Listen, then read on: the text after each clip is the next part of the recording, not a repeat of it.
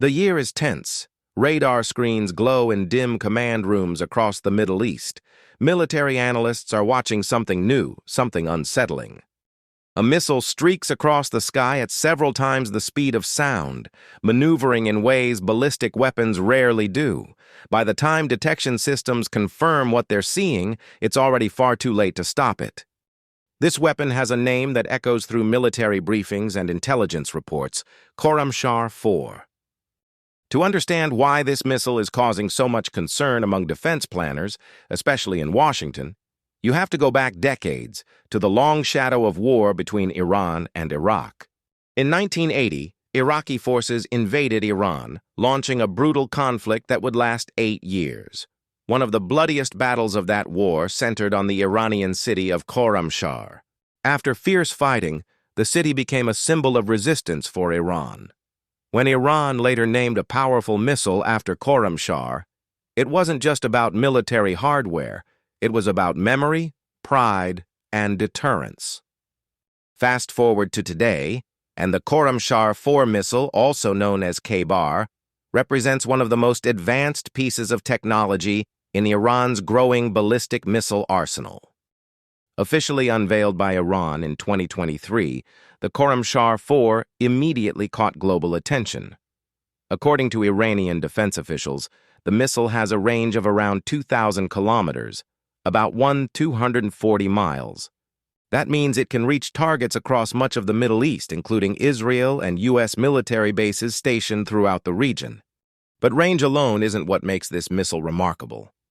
What truly stands out is its payload and speed. The Khorramshahr-4 can reportedly carry a warhead weighing up to 1,500 kilograms. That's extremely heavy for a missile with that range. A payload of that size could potentially deliver multiple submunitions or a very large conventional explosive. Some analysts believe the design could also theoretically accommodate non-conventional payloads, though Iran insists its missile program is strictly defensive. Then there's the speed. Ballistic missiles are already incredibly fast. After launch, they arc into space and fall back toward Earth at hypersonic velocities, generally above Mach 5 or 5 times the speed of sound.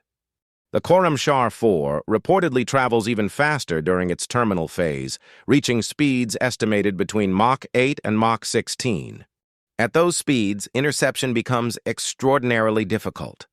Imagine trying to hit a bullet with another bullet, except the bullet is traveling several kilometers per second and can adjust its path on the way down. And this is where things get interesting. Iran claims the Khorramshahr-4 has advanced maneuverability during its re-entry phase. Instead of following a perfectly predictable arc, the warhead can perform limited adjustments in its trajectory. These small movements might not sound dramatic, but for missile defense systems that rely on predicting where a warhead will be, even slight deviations can dramatically complicate interception. In other words, systems designed to shoot down traditional ballistic missiles could struggle against something more unpredictable. The missile's propulsion system is also significant. Unlike some earlier Iranian missiles that relied on liquid fuel requiring longer preparation times, the Khorramshahr-4 reportedly uses a highly advanced liquid fuel engine that allows faster launch readiness. Iran states that the missile can be prepared and fired within roughly 12 minutes. In military terms, that's extremely quick. Shorter preparation time means greater survivability. If a missile can launch rapidly, it's harder for adversaries to destroy it before it leaves the ground.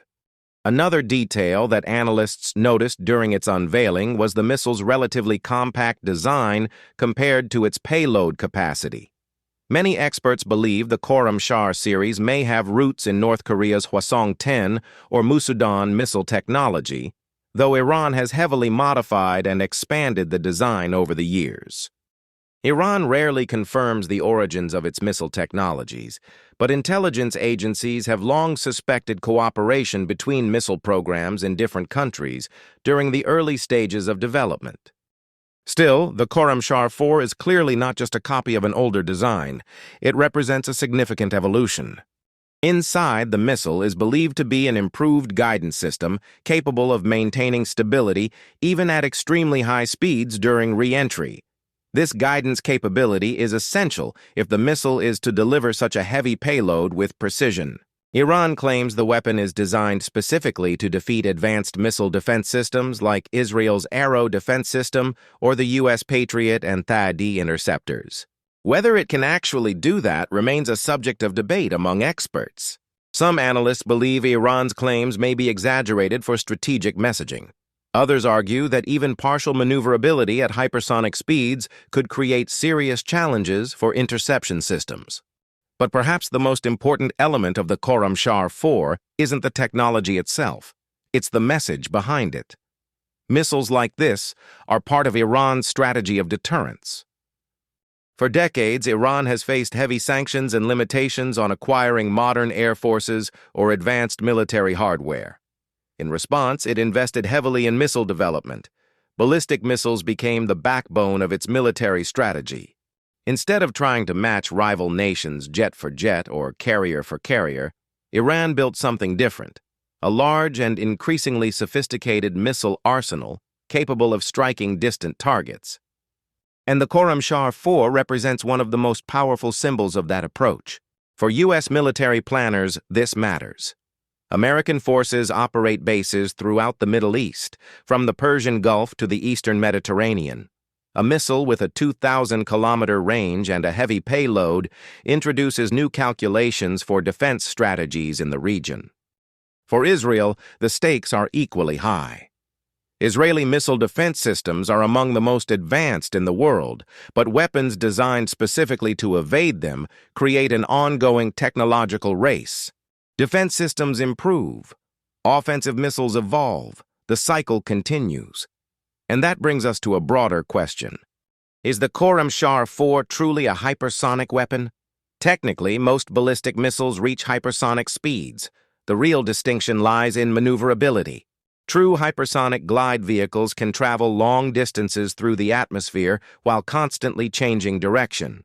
The Khorramshahr-4 does not appear to be a full hypersonic glide vehicle like those being developed by the United States, China, or Russia. Instead, it seems to combine traditional ballistic missile flight with advanced maneuvering during its final descent.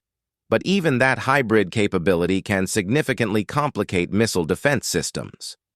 And that's why the missile has captured global attention, because in modern warfare, speed is everything.